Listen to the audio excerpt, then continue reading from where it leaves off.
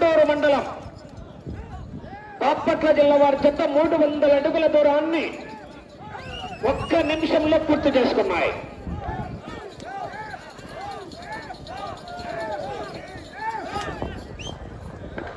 ఈ యొక్క విభాగానికి మొదటి బహుమతిగా 80,000 రూపాయలు స్వాగతం చేసిన వారు శ్రీ కామసాని రామరెడ్డి గారు, నాగరాజుగుట్ట రాష్ట్ర తెలుగు యువత సెక్రటరీ.